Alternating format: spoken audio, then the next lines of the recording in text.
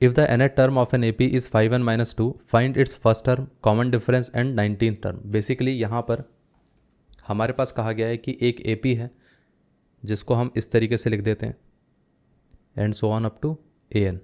अब कहा गया है कि जो ए एन है उसकी वैल्यू कितनी दे रखी है 5n माइनस का 2।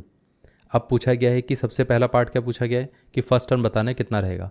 अब देखिए अगर हम यहाँ पर n की वैल्यू 1 रख देंगे तो कितना आएगा, a1 is equal to 5 into 1 minus का 2।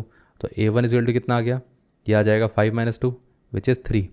और a1 ही क्या होता है, फर्स्ट टर्म होता है, तो मतलब हमारे पास a की वैल्यू कितनी आ गई, a आ गया 3। इतना क्लियर है।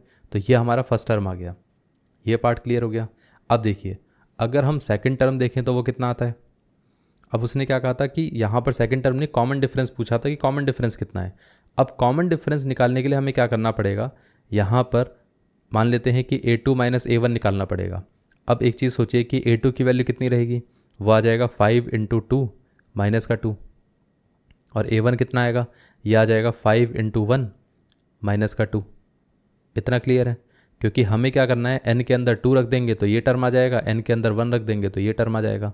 अब देखिए यहाँ पर 5 इंटू 2 कितना आ गया, ये आ गया 10 माइनस 2। और ये कितना आ गया, माइनस का 5, माइनस माइनस कितना हो गया प्लस, ये दोनों कैंसिल आउट हो गया। 10 माइनस 5 कितना हो गया, 5 आ गया। तो हमारे पास कॉमन डिफरेंस कितना आ गया, 5 आ गया।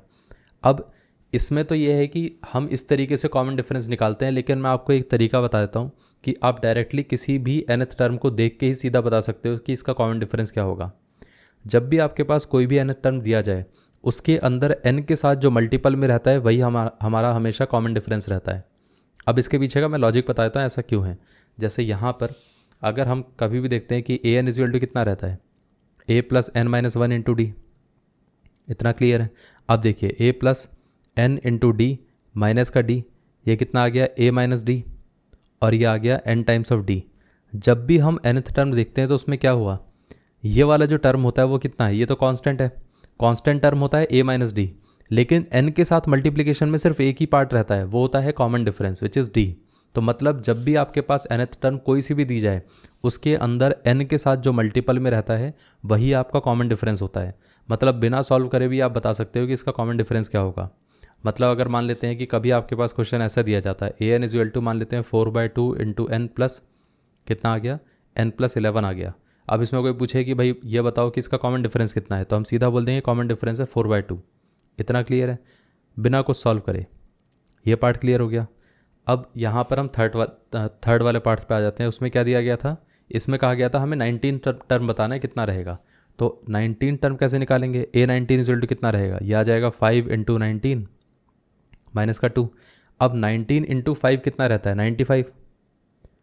अब यहाँ पर माइनस का 2 कितना हो गया, ये आ जाएगा 93। तो ये आंसर है, ये हमारा 19th टर्म है। ये पार्ट क्लियर है। तो तीनों पार्ट क्लियर हो गए। इस तरीके से हमारा आंसर आएगा।